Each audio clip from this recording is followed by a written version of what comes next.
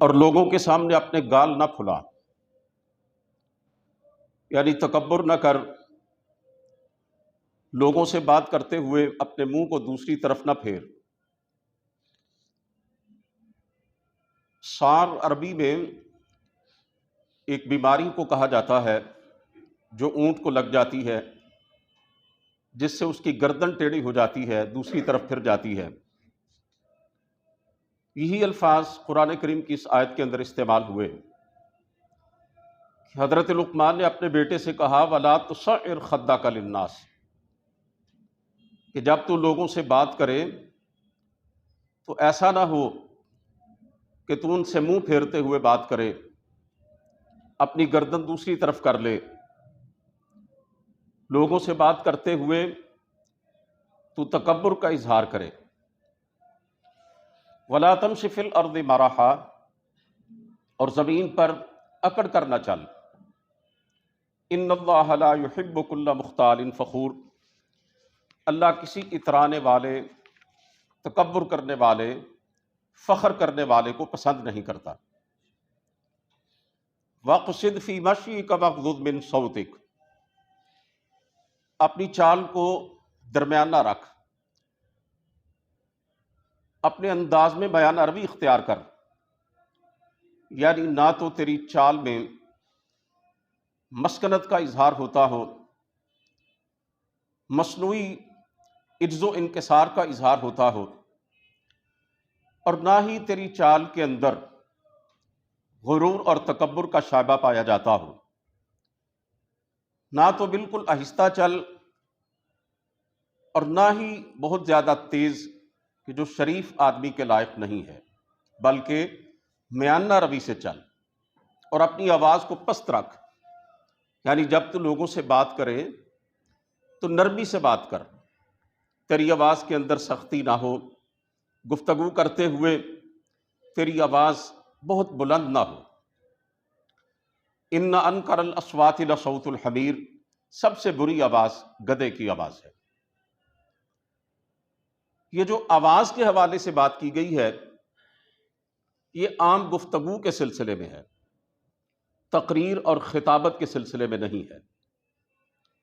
حدیث پاک میں آتا ہے کہ سرکار دو عالم صلی اللہ علیہ وسلم جب خطبہ دیتے تو آپ کی آواز بلند ہو جاتی، آپ کا چہرہ سرخ ہو جاتا، گردن کی رگیں پھول جاتی، اور آپ کا انداز یہ ہوتا تھا کہ جیسے ایک ڈرانے والا لوگوں کو اللہ کے عذاب سے ڈرا رہا ہے۔ تو یہ جو آواز کو دھیما رکھنے کا کہا گیا، یہ عام گفتگو میں ہے، لوگوں سے عام بات چیت کرتے ہوئے اس کو ملحوظ رکھا جائے گا۔ یہ ساری نصیحتیں جو حضرت لقمان نے اپنے بیٹے کو کیں،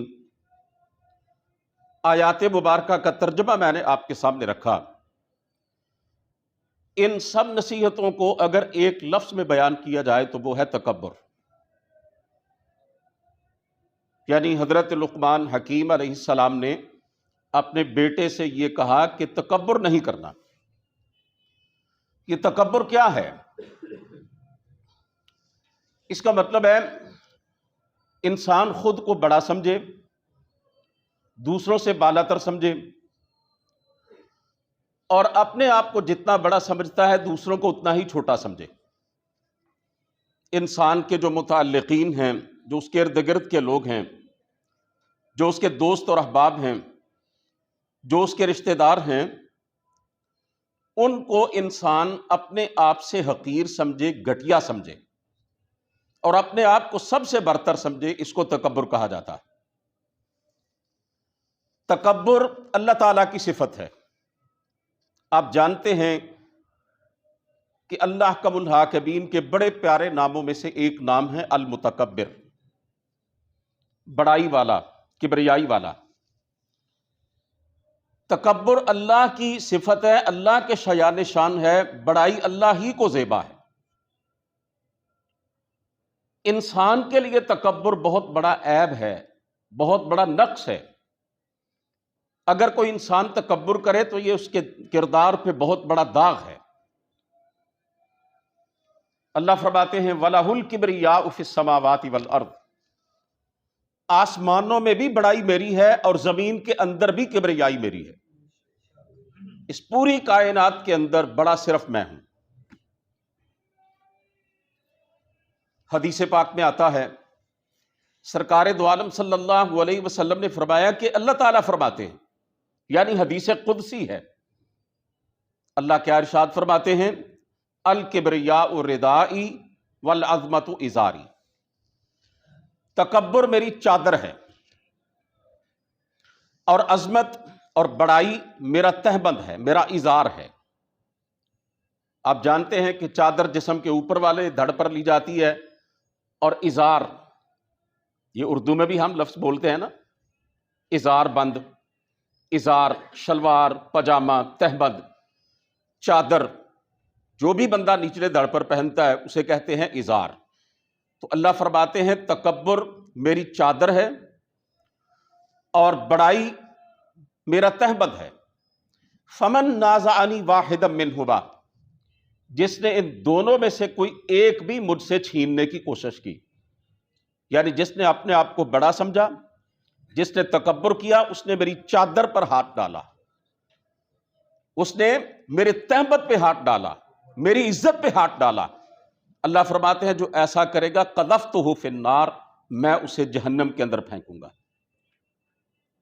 اس حدیث پاک کے سننے کے بعد ایک سچا مومن اور مسلمان کبھی تکبر نہیں کر سکتا، کبھی اپنے آپ کو بڑا نہیں سمجھ سکتا کہ یہ تو اللہ کی صفت ہے، یہ تو اللہ رب العالمین کا خاصہ ہے. بندہ تو اس کی ایک مخلوق ہے، تمام مخلوقات میں سے اگر ایک انسان اپنی پیدائش پر اور اپنے انجام پر نظر رکھے تو تکبر کے جراثیم اس کے اندر پیدا ہی نہیں ہو سکتے. یعنی انسان غور کرے کہ مجھے ایک نطفے سے پیدا کیا گیا اور پھر میں مر کر مٹی میں مل جاؤں گا، میری ہڈیاں تک گل سڑ جائیں گی، تو یہ انسان کی ابتدا اور اس کا انجام اس کے دل میں تکبر کا مادہ پیدا نہیں ہونے دیتا. ہم ہسپتالوں میں جاتے ہیں، وہاں پر لکھا ہوتا ہے، بعض اوقات چارٹ لگے ہوتے ہیں کہ یہ جناب ہیپاٹائٹس کا وائرس ہے، اس کی یہ علامات ہیں، یہ اتنا خطرناک ہے. یہ جناب کرونا کا وائرس ہے اور یہ اتنا ڈینجرس ہے، اس کی فلاں فلاں نشانیاں ہیں. یہ کینسر کا جراثیم ہے، یہ اتنا مہلک ہے، کیسے ان سے بچنا ہے. دنیا میں بڑے بڑے مہلک وائرس ہیں، لیکن اللہ کی قسم اٹھا کے کہتا ہوں تکبر سے خطرناک وائرس دنیا میں کوئی نہیں ہے. یہ سب سے مہلک جرثومہ ہے. کیوں؟ رسول کریم صلی اللہ علیہ وسلم نے فرمایا لا يدخل الجنت من فی قلبہ مثقال ذرۃ من کبر، رائی کے دانے کے برابر بھی جس کے دل میں تکبر پایا جائے گا وہ جنت میں نہیں جا سکتا. رائی کا دانہ کیا ہوتا ہے؟ اسے اگر آپ اپنی ہتھیلی پر رکھیں اس کا وزن محسوس نہیں ہوگا، آپ کو پتہ ہی نہیں چلے گا کہ آپ نے اپنی ہتھیلی پہ کچھ رکھا ہوا ہے. سرکار دو عالم صلی اللہ علیہ وسلم نے فرمایا اتنا سا بھی تکبر اگر کسی کے اندر موجود ہوگا تو وہ جنت میں نہیں جا سکتا. اللہ تعالیٰ متکبر لوگوں کو پسند نہیں کرتے. جو غرور کا شکار ہوتا ہے اللہ کیا اس کا کوئی مقام اور مرتبہ نہیں ہوتا، وہ بڑا بنتا ہے، اللہ کے ہاں وہ سب سے چھوٹا ہوتا ہے. اللہ فرماتے ہیں انہ لا یحب المستکبرین، میں تکبر کرنے والوں کو قطعا محبوب نہیں رکھتا، میری بارگاہ میں ان کا کوئی مقام اور مرتبہ نہیں ہے. حدیث پاک میں آتا ہے قیامت کے دن ایک بندہ آئے گا بڑا لہیم شہیم، بڑا موٹا تازہ، بڑا فربا، دیکھنے میں بڑا باروب، لیکن اللہ تعالیٰ کے ہاں اس کا وزن مچھر کے پر کے برابر بھی نہیں ہوگا۔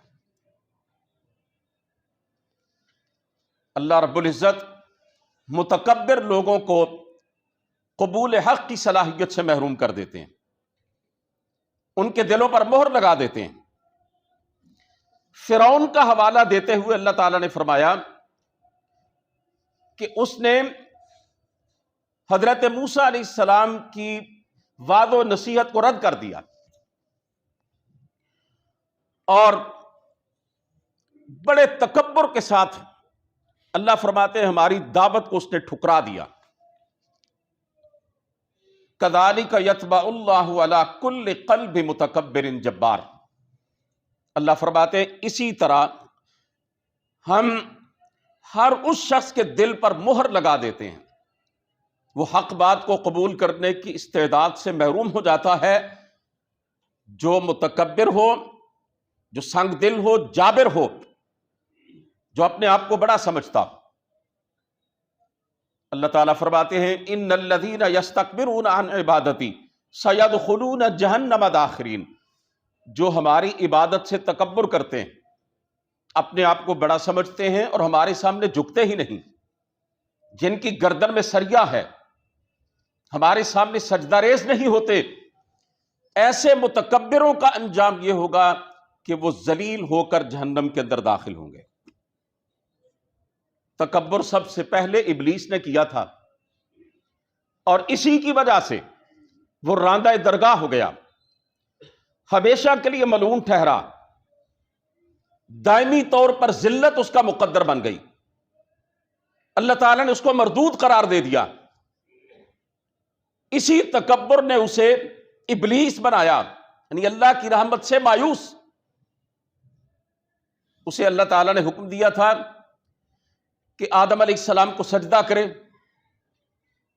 فسجدوا الا ابلیس، یہ ابلیس فرشتوں کے ساتھ رہتا، اسے فرشتوں کی رفاقت حاصل تھی، فرشتوں کی معیت حاصل تھی، بڑا عابد و زاہد تھا، اللہ تعالیٰ کا حکم نہیں مانا، سجدہ نہیں کیا۔ اللہ فرماتے ہیں ابا واستکبر وکان من الکافرین، اس نے حکم خداوندی کو قبول کرنے سے انکار کیا، تکبر کیا، اپنے آپ کو بڑا سمجھا اور کافر ہو گیا۔ کیا کہا تھا اس نے؟ کیوں اس نے اللہ تعالیٰ کا حکم نہیں مانا؟ اللہ فرماتے ہیں اس نے کہا انا خیر من، میں اس سے بہتر ہوں۔ یہ جو انا کرنے والے ہوتے ہیں نا جی، میں کرنے والے، انا پرستی کے مریض، خود پسندی کے بیمار، ان کو کبھی ہدایت نہیں ملتی۔ کہنے لگا میں اس سے بہتر ہوں، خلقتنی من نار وخلقتہ من طین، مجھے آگ سے پیدا کیا گیا، اس کو مٹی سے پیدا کیا گیا۔ مٹی کی فطرت ہے کہ وہ دبتی ہے، نیچے آتی ہے، آگ کی فطرت ہے کہ وہ اوپر جاتی ہے۔ میں اس سے فائق ہوں، میں اس سے بالاتر ہوں، میں اسے سجدہ کیوں کروں؟ اسی لیے کسی اللہ کے بندے نے کہا ہے کہ خود دفن ہونے سے پہلے اپنی انا کو دفن کر دو۔ اگر تم اپنی انا میں ڈوب کر زندگی گزارو گے اور اسی حالت میں دنیا سے رخصت ہو جاؤ گے تو تمہارا انجام اچھا نہیں ہوگا۔ حضرات محترم، بعض اوقات لوگ کہتے ہیں کہ جناب تکبر نہیں کرنا چاہیے، یہ بھی کہتے سنائی دیتے ہیں کہ ہم تو بالکل غرور نہیں کرتے، یہ بھی کہتے ہیں بڑی بڑی باتیں کرتے ہوئے کہ میں اللہ سے ڈرتے ہوئے بات کر رہا ہوں، فخر سے بات نہیں کر رہا، حالانکہ ان کے رویے، ان کا کردار، ان کی عادات و اطوار اس بات کو ظاہر کرتے ہیں کہ ان کے اندر تکبر پایا جاتا ہے۔ تکبر کے کئی مظاہر ہیں، مثلا تکبر کا ایک مظہر یہ ہے کہ بندہ ہمیشہ دوسروں کو کم تر سمجھے، گھٹیا سمجھے اور اپنے آپ کو بڑا سمجھے۔ مختلف باتوں کی بنا پر انسان اپنے آپ کو بڑی چیز سمجھتا ہے نا، مال و دولت کی بنا پر، عہدہ اور منصب کی بنا پر، کوٹھی بنگلے گاڑی کی بنا پر، ذات اور برادری کی بنا پر، حسن و جمال کی بنا پر، اپنی شخصیت، اپنے لباس کی بنا پر، اپنے روپے پیسے کی بنا پر، یہ تمام باتیں جن کی وجہ سے انسان اپنے آپ کو بڑا اور دوسروں کو چھوٹا سمجھتا ہے، ان میں سے کسی کے حصول کے اندر بھی اس کا اپنا کردار نہیں ہوتا، یہ سراسر اللہ کی تقسیم اور اللہ کا فضل ہوتا ہے۔ ہم قرآن کریم میں بار بار پڑھتے ہیں اللہ یبسط الرزق لمن یشاء ویقدر، اللہ جس کا رزق چاہتے ہیں کشادہ کر دیتے ہیں، جس کا چاہتے ہیں کم کر دیتے ہیں۔ کسی کو امیر بنانا، کسی کو غریب بنانا، یہ میرے مالک کی تقسیم ہے۔ کوئی خوبصورت ہے، اس کا رنگ روپ بڑا زبردست ہے، خود بنا ہے، اللہ نے بنایا ہے۔ کسی بڑے خاندان میں پیدا ہوا، کہ اپنی مرضی سے بڑے اونچے خاندان میں پیدا ہوا، کسی نواب اور رئیس کے گھر پیدا ہوا، بھائی اللہ نے پیدا کیا۔ کوئی اگر کسی عہدے اور منصب پہ چلا گیا، کس کی توفیق سے ملا اس کو یہ عہدہ اور منصب؟ اللہ تعالیٰ کی تقسیم کے۔ اللہ دے کے بھی آزماتے ہیں، چھین کے بھی آزماتے ہیں۔ اللہ غربت میں بھی آزماتے ہیں، امیری میں بھی آزماتے ہیں۔ اللہ حسن و جمال دے کر بھی آزماتے ہیں، اور صورت شکل میں انسان کو کمتر درجے کا رکھ کر بھی آزماتے ہیں۔ کالے اور گورے دنیا میں پائے جاتے ہیں، ان میں سے کسی چیز کی بنیاد پر بھی انسان کو یہ حق نہیں پہنچتا کہ وہ اپنے آپ کو بڑا سمجھے اور دوسروں کو حقیر اور کمتر سمجھے۔ عورتوں کی عادت ہوتی ہے کہ جن کو اللہ تعالیٰ نے حسن و جمال دیا، خوبصورتی دی، رنگ روپ دیا، وہ اپنے سے کم تر درجے کی عورتوں کو، جو شکل و صورت میں حسن و جمال سے ان سے نیچے ہیں، ان کو حقارت کی نظر سے دیکھتی ہیں، ان کا مذاق اڑاتی ہیں۔ مردوں کی نسبت عورتوں کے اندر یہ چیز زیادہ پائی جاتی ہے۔ ہمیں چاہیے کہ اگر اللہ رب العزت نے ہمیں کوئی خوبی دی ہے، یہ جتنی بھی چیزیں میں نے ذکر فرمائی، ان میں سے کوئی چیز اللہ نے ہمیں عطا فرمائی ہے، تو ہمارا صرف اتنا رویہ ہونا چاہیے کہ ہم اللہ کا شکر ادا کریں۔ حضرت سلیمان اور حضرت داؤد علیہ السلام، یہ بیٹا اور باپ، اللہ تعالیٰ نے بڑا نوازا تھا۔ جتنا مال اور دولت اللہ نے اپنے ان پیغمبروں کو دیا تھا نا، آج تو شاید کوئی اس کا تصور بھی نہیں کر سکتا۔ آج تو انسانوں پر لوگ حکومت کر کے اپنے آپ کو خدا سمجھتے ہیں نا۔ اللہ تعالیٰ نے حضرت داؤد علیہ السلام کو جنوں پر حکومت دی تھی، پرندوں پر حکومت عطا کی تھی۔ آج تو کوئی انسان ایک دو چار زبانیں جانتا ہے نا۔ اللہ تعالیٰ نے حضرت سلیمان علیہ السلام کو پرندوں جانوروں کی بولیاں سمجھائی تھی، اور دونوں باپ بیٹا کیا کہتے تھے؟ الحمدللہ الذی فضلنا علی کثیر من عبادہ المؤمنین۔ اللہ کا شکر ہے، سب تعریف اس اللہ کی ہے جس نے ہمیں اپنے بہت سے مومن بندوں پر فضیلت عطا فرمائی۔ انسان یہ سمجھے میرے مالک نے مجھے کچھ دیا ہے تو اس میں میری آزمائش ہے، میرا رب میرا امتحان لینا چاہتا ہے، نہ کہ انسان اللہ کی نعمتوں کو پا کر باغی بن جائے اور اپنے آپ کو بڑا اور لوگوں کو حقیر سمجھتا رہے۔ بعض لوگ ذات پات کی بنیاد پر اپنے آپ کو بڑا اور دوسروں کو گھٹیا سمجھتے ہیں۔ ہمارا معاشرہ جو ہے نا، میں کئی مرتبہ عرض کر چکا ہوں، بہت سے حوالوں سے ہندوانہ معاشرہ، یہ ذات پات کا نظام ہندوؤں میں پایا جاتا ہے۔ 4 ذاتیں ہیں ان کے اندر، کھشتری، برہمن، ویش اور شودر۔ پہلی 2 ذاتیں اعلیٰ ہیں، ان کے اندر جو بندہ بھی پیدا ہوتا ہے وہ کردار کے لحاظ سے کتنا ہی گندا کیوں نہ ہو، وہ بڑے کا بڑا ہی ہے۔ اور جو نچلی 2 ذاتیں ہیں نا، ویش اور شودر، ان میں کوئی بندہ کتنا ہی سچا، کھرا، نیک اور اعلیٰ کردار کا مالک کیوں نہ ہو، اسے وہ گٹیا کا گٹیا اور پلید کا پلید ہی سمجھتے ہیں۔ اسی طرح ان کی دیکھا دیکھی مسلمانوں کے اندر بھی یہ عادت پیدا ہو چکی ہے۔ بعض ذاتوں کو خاص طور پر دیہات میں بڑا سمجھا جاتا ہے، اعلیٰ سمجھا جاتا ہے۔ اس ذات سے تعلق رکھنے والے اپنے آپ کو بڑی شے سمجھتے ہیں اور دوسروں کو وہ گھٹیا سمجھتے ہیں۔ ہمارے معاشرے کے اندر جو کمی کمین کا لفظ بولا جاتا ہے وہ اسی ذہنیت کی عکاسی کرتا ہے۔ کمین کس کو کہتے ہیں؟ کمینہ، گھٹیا، رذیل، جس کی کوئی حیثیت نہ ہو۔ بعض ذاتوں کے لیے یہ لفظ مخصوص کر دیا گیا۔ یہ بھی تکبر ہے اور یہ بھی اللہ کو انتہائی ناپسند ہے۔ اللہ تعالیٰ فرماتے ہیں یا ایھا الناس انا خلقناکم من ذکر و انثی، اور ساری کائنات کے لوگوں ہم نے تمہیں ایک مرد اور ایک عورت سے پیدا کیا ہے۔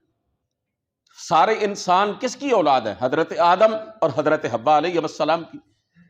آگے فرمایا وجعلناکم شعوبا وقبائل لتعارفوا، ہم نے تمہارے خاندان بنائے، تمہارے قبیلے بنائے، تمہاری ذاتیں بنائیں، کس لیے؟ لتعارفوا، تعارف کے لیے، جان پہچان کے لیے۔ مثلا اسلم نام کے سینکڑوں بندے ہیں، اس کے بارے میں بات کی جائے کہ اسلم جو ہے مطلب ہے کہ وہ آیا یا اسلم کو کوئی عہدہ ملا، کوئی اس کے حوالے سے بات کرنا چاہے، کیسے پتا چلے گا کہ کون سا اسلم ہے؟ اس کی ذات کا، برادری کا نام لے لیا جائے تو سمجھ میں آ جائے گی۔ اللہ فرماتے ہیں صرف تعارف کے لیے، جان پہچان کے لیے ہم نے یہ ذاتیں بنائی ہیں، یہ فخر کے لیے، تکبر کے لیے نہیں بنائی۔ یہ تو جاہلیت کی باتیں ہیں۔ حضرت ابو ذر رضی اللہ تعالیٰ عنہ نے ایک دفعہ حضرت بلال رضی اللہ تعالیٰ عنہ کے بارے میں کہہ دیا، اور کالی کلوٹی ماں کے بیٹے، ان کے حسب و نسب پہ تان کیا۔ سرکار دو عالم صلی اللہ علیہ وسلم کو پتا چلا، آپ کا چہرہ غصے سے سرخ ہو گیا، اور آپ نے فرمایا ابو ذر ابھی تک تمہارے اندر جاہلیت کی کچھ باتیں پائی جاتی ہیں۔ میرے بھائیوں، تکبر کی ایک علامت یہ ہے کہ انسان کسی سے ملاقات کرے تو اس کے چہرے پہ مسکراہٹ تک نہ آئے، ناگواری کا تاثر اس کے چہرے پر۔ یہ جو چہرے کی کیفیات اور تاثرات ہوتے ہیں، یہ سامنے والے کو پورا میسج دیتے ہیں، پورا پیغام دیتے ہیں۔ انسان کے اندر کے جذبات کی عکاسی اس کے چہرے کے ذریعے ہوتی ہے۔ جو کسی سے ملاقات کرتے وقت مسکرانا گوارا نہ کرے، اس کی گردن تری ہوئی ہو، چہرہ سپاٹ ہو، محبت کے آثار ہی اس کے اندر نہ ہو کہ میں اپنے مسلمان بھائی سے مل رہا ہوں، یہ اس بات کی نشانی ہے کہ اس کے دل کے اندر تکبر پایا جاتا ہے، وہ اپنے آپ کو بڑی شے سمجھتا ہے۔ رسول کریم صلی اللہ علیہ وسلم نے فرمایا لا تحقرن من المعروف شیئا، کسی بھی نیکی کو معمولی نہ سمجھو، کسی بھی اچھے عمل کو گھٹیا نہ سمجھو۔ وَلَوْ أَن تَلْقَى أَخَاكَ بِوَجْهٍ طَلِيقٍ، خواہ وہ نیکی یہ ہو کہ جب تم اپنے کسی مسلمان بھائی سے ملو تو تمہارے چہرے پر مسکراہٹ آ جائے، کسی کو خندہ پیشانی سے ملو، فرمایا یہ بھی نیکی ہے، اس کو حقیر نہ سمجھو۔ اور حضرت لقمان نے اپنے بیٹے سے کیا کہا؟ میں نے ابھی اللہ کا قرآن آپ کے سامنے پڑھا اور اس کا مفہوم اور ترجمہ آپ کے پیش خدمت کیا۔ اللہ فرماتے ہیں حضرت لقمان نے اپنے بیٹے کو نصیحت کرتے ہوئے فرمایا وَلَا تُصَعِّرْ خَدَّكَ لِلنَّاسِ، لوگوں کے سامنے منہ نہ پھلایا کر، یعنی تکبر سے بات نہ کیا کر۔ ایسا نہ ہو کہ تو کسی سے مل رہا اور تیرا چہرہ دوسری طرف ہو، تیری گردن مڑی ہوئی ہو۔ اللہ کے بندوں سے ملنا تو خندہ پیشانی سے، مسکراتے ہوئے۔ اسی طرح تکبر کا ایک مظہر یہ بھی ہے کہ انسان اکڑ کر چلے، گردن تان کے چلے۔ انسان کی جو چال ڈال ہوتی ہے نا جی، یہ اس کے کردار کی غمازی کرتی ہے۔ سورہ فرقان میں اللہ تعالیٰ نے اپنے نیک بندوں کی صفات بیان کی ہیں۔ پورا ایک رکوع اللہ نے اپنے خاص بندوں کی خاص صفات کے حوالے سے قرآن کریم کے اندر مخصوص کر دیا ہے۔ بڑی نشانیاں اللہ تعالیٰ نے اپنے مومن اور فرما بردار بندوں کی ذکر فرمائی ہے، اور ان میں سے پہلی علامت کیا ہے؟ اللہ فرماتے ہیں وَعِبَادُ الرَّحْمَنِ الَّذِينَ يَمْشُونَ عَلَى الْأَرْضِ هَوْنًا، کہ رحمان کے بندے جب زمین پر چلتے ہیں تو نرمی اور وقار کے ساتھ چلتے ہیں، عجز و انکسار کے ساتھ چلتے ہیں۔ ان کی چال ایک شریف آدمی کی چال ہوتی ہے۔ لوگ ان کو چلتا ہوا دیکھتے ہیں تو انہیں پتا چل جاتا ہے کہ یہ اللہ کا ایک نیک بندہ جا رہا ہے، یہ اللہ کا ایک عاجز بندہ جا رہا ہے، یہ اپنے آپ کو کوئی بڑی چیز نہیں سمجھتا۔ قرآن کریم کی ایک آیت ذرا ملاحظہ فرمائیے گا، ذرا غور کیجئے گا، اللہ رب العزت کس طرح تکبر اور غرور والی چال کی مذمت فرما رہے ہیں۔ فرمایا وَلَا تَمْشِ فِي الْأَرْضِ مَرَحًا، زمین پر اکڑ کر مت چلو، इन्नक लन तखरिक़ अल-अर्ज़ वलन तबलुग़ अल-जिबाल तूला, क्योंकि तुम जमीन पर अकड़ कर सीना तान कर चलोगे, ना पहाड़ की बुलंदी को पहुंच जाओगे, ना जमीन को फाड़ने के काबिल हो जाओगे। ऐ इंसान, तेरी हैसियत क्या है? एक मिट्टी की मुठ, चंद हड्डियां और थोड़ा सा गोश्त। तुझे यह जेबा नहीं कि अल्लाह की जमीन पर अकड़ कर गुरूर और तकब्बुर का इजहार करते हुए और इतराते हुए चले। मैंने पहले अर्ज किया, एक बंदा मोमिन की चाल ऐसी होनी चाहिए कि उसमें ना तो मसनूई इनकिसार हो, मस्कनत की चाल बंदा चले, इस तरह मरियल सी चाल चले कि लोग समझे ये बड़ा तकवे और तहारत का एक पैकर है। ना ऐसा तसन्नुर और बनावट नहीं होनी चाहिए, और ना इंसान अकड़ कर चले कि गुरूर और तकब्बुर का शाहकार बन जाए, बल्कि इत्तेदाल के साथ, बयाना रवि के साथ बंदा अल्लाह ताला की जमीन पर अपने कदमों को रखे। इसी तरह तकब्बुर का एक पहलू यह है कि इंसान हक बात को हक जानते हुए भी उसे कबूल ना करे। दलाइल उसके सामने आ जाएं, सबूत उसके सामने रख दिए जाएं, उसे पता चल जाए कि यह बात ठीक है, यह जो मुझे बतलाया जा रहा है यह बिल्कुल बरहक है, लेकिन डटाई का इजहार करते हुए, तकब्बुर का इजहार करते हुए उसको रद्द कर दे। सरकारे दो आलम सल्लल्लाहु अलैहि वसल्लम ने फरमाया, आधा तकब्बुर तो यही है, आधा तकब्बुर यह है। आप सल्लल्लाहु अलैहि वसल्लम ने एक दफा तकब्बुर की मजम्मत फरमाई। एक सहाबी के दिल में एक इश्काल पैदा हुआ, उसके ज़हन में एक कंफ्यूजन पैदा हुई। कहने लगा, अल्लाह के रसूल, मैं चाहता हूं कि मेरा लिबास अच्छा हो, मेरे जूते अच्छे हों, मेरे कपड़े और मेरे जूते साफ सुथरे हों, तो क्या यह भी तकब्बुर है? सरकारे दो आलम सल्लल्लाहु अलैहि वसल्लम ने फरमाया, नहीं, यह तकब्बुर नहीं है। इन्नल्लाह जमील युहिब्बुल जमाल, यह तो खूबसूरती है और यह नफासत है। अल्लाह जमील है, अल्लाह जमाल को पसंद करते हैं, अल्लाह खूबसूरत है, खूबसूरती को पसंद करते हैं, अल्लाह नफीस है, नफासत को पसंद करते हैं। तकब्बुर क्या है? फरमाया अल किब्रु बतरुल हक़्क़ि व गमतुन नास।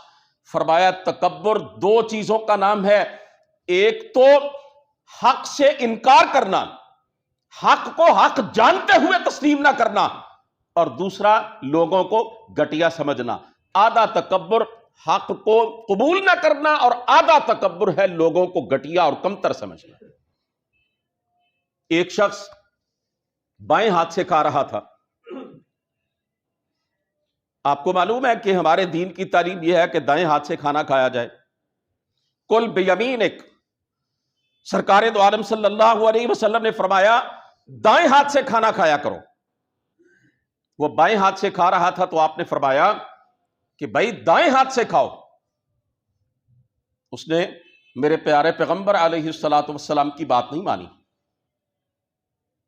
जिद में आ गया, अकड़ के कहने लगा, मैं दाएं हाथ से खा ही नहीं सकता।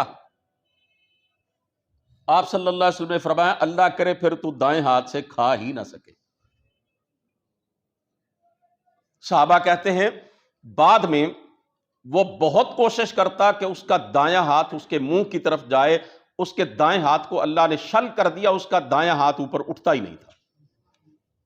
और आप सल्लल्लाहु अलैहि वसल्लम ने उसके बारे में फरमाया, मा मनाअहु इल्लल किब्र, इसे मेरी बात से सिर्फ और सिर्फ तकब्बुर ने रोका है, इसके गुरूर और इसकी अनापरस्ती ने इसे मेरे हुक्म की तामील से रोका है। मेरे भाइयों, शैतान की मिसाल मैंने आपके सामने दी है। अल्लाह का हुक्म आया था सजदा करो आदम को, अल्लाह क्या कहते हैं? अबा, उसने इनकार कर दिया, वस्तकबरा, और तकब्बुर किया, बड़ा समझा अपने आप को। इस तकब्बुर में आकर शैतान रांदाए दरगाह हुआ। इसी तरह तकब्बुर की एक अलामत यह है कि इंसान غریبوں اور مسکینوں کے ساتھ اپنا تعلق نہ رکھے، معاشرے کے کمزور اور محروم لوگوں پر اپنی توجہ مرکوز نہ کرے، ان کے ساتھ اٹھنا بیٹھنا گوارا نہ کرے۔ ہمارے معاشرے میں یہ بات عام طور پر دیکھی جاتی ہے کہ کسی کے پاس چند پیسے آ گئے، دنیا کا مال و منال آ گیا، اللہ نے خوشحالی دے دی، وسائل دے دیے، بڑی گاڑی دے دی، کشادہ بنگلہ دے دیا، کچھ پلاٹ مل گئے، کچھ بینک بیلنس مل گیا، اس نے اپنی خونی لیکن غریب رشتہ داروں کے ہاں آنا جانا ہی چھوڑ دیا، حتیٰ کہ کمزور رشتہ داروں کے ہاں کچھ شادی بیاہ کی بات آتی ہے تو وہ اپنے کسی ملازم کو بھیج دیتا ہے کہ جاؤ بھائی یہ سلامی لے جاؤ اور میرے فلاں غریب اور کمزور رشتہ دار کی شادی میں شرکت کر کے آؤ۔ وہ اللہ کے مسکین بندوں کے ساتھ تعلق رکھنا بھی گوارا نہیں کرتا۔ یہ بھی تکبر کی علامت ہے۔ سرکار دو عالم صلی اللہ علیہ وسلم دعا کیا کرتے تھے، اللہم انی اسألک فعل الخیرات وترک المنکرات وحب المساکین۔ یہ بڑی عظیم دعا ہے اور یہ رسول مقبول صلی اللہ علیہ وسلم کی دعاؤں میں سے ایک مسنون یعنی دعا ہے کہ یا اللہ میں تجھ سے سوال کرتا ہوں نیک کاموں کا، مجھے توفیق دے میں بلائی کے کام کروں، اور یا اللہ میں تجھ سے سوال کرتا ہوں کہ میں برے کاموں کو چھوڑ دوں، وحب المساکین، اور اللہ میں تجھ سے مانگتا ہوں کہ میرے دل میں مسکینوں کی محبت ڈال دے۔ آپ صلی اللہ علیہ وسلم نے تو اعلان کر کے کہا تھا، لوگوں اگر تم مجھے مدینہ منورہ کے اندر تلاش کرنا چاہو اور میں تمہیں نہ ملوں تو مجھے اپنے شہر کے مسکینوں کے اندر تلاش کر لینا، میں وہاں موجود ہوں گا۔ آپ ذرا سرکار دو عالم صلی اللہ علیہ وسلم کی طرف دیکھیے، آپ سے بڑا کوئی ہو سکتا ہے؟ لیکن آپ غریبوں کے ساتھ مجالست اختیار کرتے، ان کے پاس بیٹھتے۔ یہ دنیا کا مال کیا ہے؟ یہ تو آنے جانے والی چیز ہے، اس پہ تکبر کرنا اور جس کے پاس یہ نہیں ہے اس کو کمتر اور گھٹیا سمجھنا، یہ بھی قارونی سوچ ہے۔ بعض لوگوں کے پاس پیسہ آتا ہے، وہ اپنے آپ کو بڑا بھی سمجھتے ہیں اور اپنے اس مال و دولت کو اپنی طرف منسوب کرتے ہیں، اور جن کے پاس پیسہ نہیں ہوتا ان کو کہتے ہیں یہ نالائق ہیں، انہیں کام کرنا نہیں آتا، انہیں کاروبار کرنے کا گر نہیں ہے۔ حالانکہ اگر پیسے کا تعلق مال و دولت کے ساتھ ہوتا، پیسے کا تعلق مال و دولت کا تعلق عقل کے ساتھ ہوتا تو دنیا کے تو سارے بے وقوف بھوکے مر جاتے۔ لیکن آپ دیکھتے ہیں چٹے ان پڑھ کروڑ پتی ارب پتی ہیں اور بڑی بڑی ڈگریوں والے اور بڑے بڑے سیانے جو ہیں وہ جناب بیچارے غربت کی چکی میں پس رہے ہیں۔ یہ کسی کو مال دینا اور کسی کو نہ دینا، کسی کا رزق زیادہ کرنا اور کم کرنا، یہ کس کی تقسیم ہے؟ ذرا ایک دفعہ پھر بولیے، یہ اللہ کی تقسیم ہے۔ اللہ دے کے بھی آزماتا ہے، چھین کے بھی آزماتا ہے۔ اس میں بڑائی اور چھوٹائی کا ذکر کہاں سے آ گیا؟ اسی طرح تکبر کا ایک مظہر یہ بھی ہے کہ کوئی بندہ یہ پسند کرے کہ لوگ اس کے لیے کھڑے رہیں۔ رسول کریم صلی اللہ علیہ وسلم نے فرمایا، من سرہ ان یتمثل لہ الناس قیاما فلیتبوأ مقعدہ من النار۔ جو شخص یہ پسند کرتا ہے، جس کو یہ بات بڑی خوش کرتی ہے کہ لوگ اس کے لیے کھڑے رہیں، فرمایا وہ جان لے کہ اس کا ٹھکانہ جہنم ہے۔ رسول کریم صلی اللہ علیہ وسلم تو پسند نہیں کرتے تھے کہ آپ کے آنے پر صحابہ کھڑے بھی ہوں، چاہے جائے کہ آپ بیٹھے ہوئے اور صحابہ ہاتھ باندھ کے کھڑے رہیں۔ یہ تو بڑے بڑے بادشاہوں اور دنیا پرست حکمرانوں کا وتیرہ کہ وہ بیٹھے ہوتے تھے تخت پر اور باقی لوگ جناب ہاتھ باندھے نظریں جھکائے ان کے سامنے کھڑے رہتے تھے۔ یہ ہمارے دین کی تعلیم تو نہیں ہے۔ آج بڑی بدقسمتی کی بات ہے کہ ہمارے معاشرے کے اندر پائے جانے والے بڑے بڑے مذہبی عناصر جو دین کے ٹھیکیدار بنتے ہیں، جو اپنے آپ کو بڑا پیر سمجھتے ہیں، بڑی پہنچی ہوئی سرکاریں سمجھتے ہیں، نہ صرف لوگوں کو اپنے سامنے کھڑا کرواتے ہیں، ہاتھ باندھ کر قیام کرواتے ہیں، بلکہ اپنے پاؤں پر لوگوں کے سروں کو جھکاتے ہیں، لوگوں سے سجدے کرواتے ہیں۔ بدماش کھڑا ہے، اکڑ کے کھڑا ہے، لوگ آ رہے ہیں، رکوع میں جا کے ہاتھوں کو بوسے دے رہے ہیں، پاؤں کو چوم رہے ہیں، سجدے کر رہے ہیں، اور اس ظالم کے کان پہ جوں تک نہیں رینگتی۔ آج قدم بوسی اور دست بوسی کروا لو، آج لوگوں کے سر اپنے قدموں پہ جھکا لو، قیامت کے دن تمہارا ٹھکانہ جہنم ہے۔ میرے نبی نے فرمایا جو دنیا میں غرور اور تکبر کرتے ہیں، بڑا سمجھتے ہیں، روز محشر اللہ ان کے جسموں کو چیونٹیوں کی طرح بنا دے گا اور لوگ ان کو کچلتے ہوئے جائیں گے۔ رسول کریم صلی اللہ علیہ وسلم سے اجازت مانگی گئی تھی۔ ایک صحابی سعد بن عبادہ رضی اللہ تعالیٰ عنہ غالباً عراق میں گئے کاروباری نقطہ نظر سے، وہاں سے واپس آئے تو کہنے لگے اللہ کے رسول، میں نے ہیرا شہر کے سردار کو دیکھا، نواب کو دیکھا کہ لوگ اسے سجدہ کرتے تھے۔ اللہ کے رسول، اس بادشاہ کی، اس سردار کی حیثیت کیا ہے آپ کے سامنے؟ آپ پوری کائنات کے تاجدار ہیں، ہمیں اجازت دیجئے کہ جب ہم آپ کی خدمت میں آئیں تو آپ کو سجدہ کریں۔ رسول مقبول صلی اللہ علیہ وسلم نے فرمایا ان السجود لیس لی الا للحی الذی لا یموت، اور میرے ساتھیوں، سجدے کے لائق میں نہیں، سجدے کے لائق وہ ذات ہے جو ہمیشہ سے زندہ ہے، ہمیشہ زندہ رہے گی، جسے کبھی موت نہیں آئے گی۔ میرے پیارے پیغمبر علیہ الصلوۃ والسلام نے سجدہ تعظیمی کے بارے میں بھی یہ فرمایا کہ یہ اللہ کا حق ہے، مجھے سجدہ نہیں کیا جا سکتا۔ آج کا کوئی پیر، آج کا کوئی فقیر، آج کا کوئی گدی نشین، آج کا کوئی مذہبی رہنما کیسے اس بات کا حق رکھتا ہے کہ لوگ اس کے سامنے دست بستہ کھڑے ہوں اور اس کے سر پہ اپنا، اس کے پاؤں پہ اپنا سر رکھیں؟ یہ تو اللہ رب العالمین کو چیلنج دیا جا رہا ہے۔ میرے بھائیوں، تکبر کے مقابلے میں جو پسندیدہ صفت ہے، جو اللہ کے ہاں مستحب صفت ہے، وہ ہے تواضع۔ تواضع کا مطلب کیا ہے؟ اپنے آپ کو گرانا، نرمی اختیار کرنا، اپنے آپ کو اللہ کا ایک بندہ سمجھنا، خود کو بڑی شے نہ سمجھنا، لوگوں کو حقیر نہ سمجھنا۔ اور یہ تواضع، یہ اللہ رب العالمین کا حکم ہے۔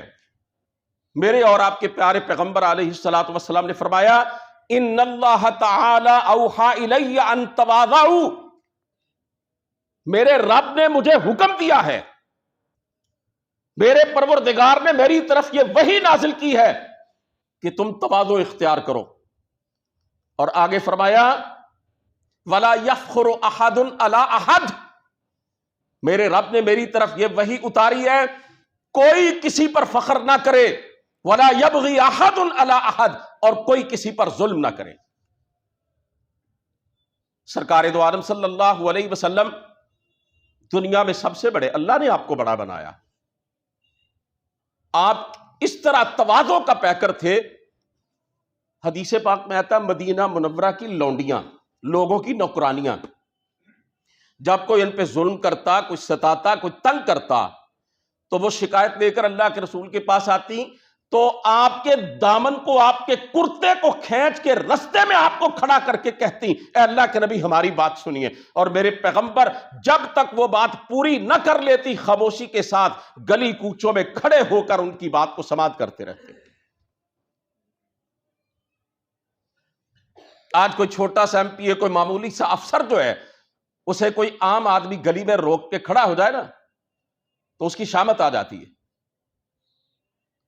سرکار دو عالم صلی اللہ علیہ وسلم نے فرمایا ما تواضع احد للہ الا رفعہ اللہ، جو اللہ کے لیے تواضع اختیار کرتا ہے، اپنے آپ کو گرا دیتا ہے، اللہ اسے اونچا کر دیتا ہے۔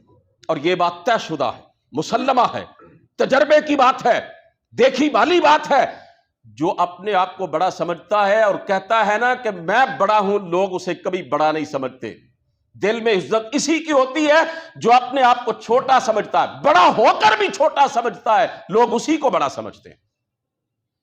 اللہ تعالیٰ تکبر کرنے والوں کو دنیا میں ذلیل و رسوا کرتے ہیں، انہیں چھوٹا کر دیتے ہیں۔ فرعون کیا کہتا تھا؟ انا ربکم الاعلی، انا کہتا تھا، میں سب سے بڑا رب ہوں۔ شیطان نے کیا کہا تھا؟ انا خیر من، میں اس سے بہتر ہوں آدم علیہ السلام سے۔ نمرود نے کیا کہا تھا؟ انا احیی و امیت، میں بھی موت اور زندگی کا مالک ہوں۔ یہ دنیا میں جتنے آنا کرتے رہے نا، میں کرتے رہے، اللہ رب العزت نے ان کو بدترین طریقے سے ذلت اور رسوائی کا پیکر بنا کے لوگوں کو دکھا دیا۔ فرعون ڈوب گیا پانی میں، ڈوبتے ہوئے غرق ہوتے ہوئے کہتا تھا آمنت انہ لا الہ الا الذی آمنت بہ بنو اسرائیل وانا من المسلمین، میں مان گیا اللہ کو، میں مسلمان فرما بردار۔ وقت گزر چکا تھا، نمرود جوتے کھاتے ہوئے دنیا سے چلا گیا، ناک کے راستے مچھر اس کے دماغ میں اللہ نے گھسا دیا۔ پہلے سجدے کرواتا تھا، پھر لوگوں سے کہتا تھا میرے سر میں جوتے مارو، اسے سکون ملتا تھا۔ اسی طرح شیطان کا انجام بھی آپ کے سامنے ہے۔ عزیزان محترم، ایک بندہ مومن کو چاہیے عاجزی کا پیکر بن کر رہے، دنیا میں غرور اور تکبر کے ساتھ سانس لیتے ہوئے شب و روز نہ گزارے، بلکہ عجز و انکسار کا پیکر بن کر رہے۔ ہمارے کسی رویے سے یہ ظاہر نہ ہوتا ہو کہ ہم اپنے آپ کو بڑا سمجھتے ہیں۔ یہ علم کا بھی بڑا تکبر ہوتا ہے۔ بعض علماء کسی سے سیدھے منہ بات کرنا بھی گوارا نہیں کرتے، بلکہ میں یہ کہوں کہ علم کا تکبر سب سے زہریلا ہوتا ہے، تو یہ بھی غلط نہیں ہوگا۔ علماء کو تو خاص طور پر تواضع اختیار کرنی چاہیے، نرمی اختیار کرنی چاہیے، ان کی زبانوں کے اندر تو عام لوگوں سے کئی زیادہ مٹھاس ہونی چاہیے، اور ان کا اخلاق جو ہے وہ دوسروں سے کہیں بڑھ کے ہونا چاہیے۔ ہمارے حکمرانوں نے ماضی کے تھے اور موجودہ دور کے بھی، انہوں نے تکبر کیا ہے۔ انہوں نے فرعون کی طرح اللہ کے پیغام کو، اللہ کے نظام کو رد کیا ہے۔ انہوں نے اللہ کے باغیوں اور متکبروں کی طرح اللہ کی شریعت کا مذاق اڑایا۔ کسی نے کہا یہ ظالمانہ وحشیانہ شریعت ہے، کسی نے کہا یہ اس قابل ہی نہیں کہ اس کو جاری کیا جائے۔ انہوں نے اللہ کے نظام کو رد کیا، اللہ کے دشمنوں کے نظام کو اپنے ملک میں جاری کرنے کی کوشش کی۔ فرعون جیسے کہتا تھا نا انا ربکم الاعلی، میں رب ہوں، الیس لی ملک مصر وہذہ الانہار تجری من تحتی، یہ جو مصر کا ملک ہے اور یہ اس کے اندر جتنی نہریں چلتی ہیں جن کی وجہ سے زمین سے سونا اور خزانے اگلتے ہیں اور یہ فصلیں ہیں، یہ سب کی سب کس کی ہیں؟ الیس لی، یا یہ میری نہیں ہے؟ یہ ملک کس کا ہے؟ یہ نہریں کس کی ہیں؟ یہ سرزمین کس کی ہے؟ یہ مال اور دولت کس کا ہے؟ یہ وسائل کس کے ہیں؟ وہ کہتا تھا میرے نہیں ہے تو اور کس کے ہیں؟ آپ مجھے بتائیں کس کے ہیں؟ انسان کا تو کچھ بھی نہیں۔ لہو ما فی السماوات و ما فی الارض، قرآن میں کتنی بار اللہ فرماتے ہیں آسمان و زمین میں جو کچھ بھی ہے وہ میرا۔ وہ کہتا تھا یہ سارا کچھ میرا ہے، میں جیسے چاہوں خرچ کروں، جیسے چاہوں حکومت کروں۔ ہمارے حکمرانوں نے بھی پچھلے ادوار کے اور موجودہ دور کے بھی، انہوں نے ملکی وسائل کو اپنے وسائل سمجھا، عوام کے مال کو اپنا مال سمجھا، اس پہ قبضہ جمایا، اس کو ہڑپ کیا، اس پہ بددیانتی کے ذریعے انہوں نے اپنے ذاتی خزانوں کو بھرا۔ اور آج ان ظالموں، ان وحشیوں، ان بددیانتوں کی وجہ سے اب تو ان کی ویڈیو لیکس ہو رہی ہیں، ان کی راتیں گزرتی ہیں زناکاری اور شراب نوشی میں۔ یہ ظالم سارے کے سارے اللہ کے باغی ہیں۔ آج ان کی وجہ سے میرے ملک کا ایک ایک بچہ 3.25 لاکھ روپے کا مقروض ہے، ملک کا بال بال قرضوں کے اندر جکڑا ہوا ہے۔ بھائیو، تکبر مذموم صفت ہے، اس کے مقابلے میں جو محمود صفت ہے وہ ہے تواضع۔ اللہ سے دعا ہے کہ وہ ہمیں تکبر سے پاک کر دے۔ ہمارے دلوں کے اندر اگر کوئی جرثومہ اس فعل قبیح کا ہے تو اللہ اس کو نکال دے، اور اللہ ہمارے تمام رویوں میں ہمیں تواضع اختیار کرنے کی توفیق دے۔ وآخر دعوانا الحمد للہ رب العالمین۔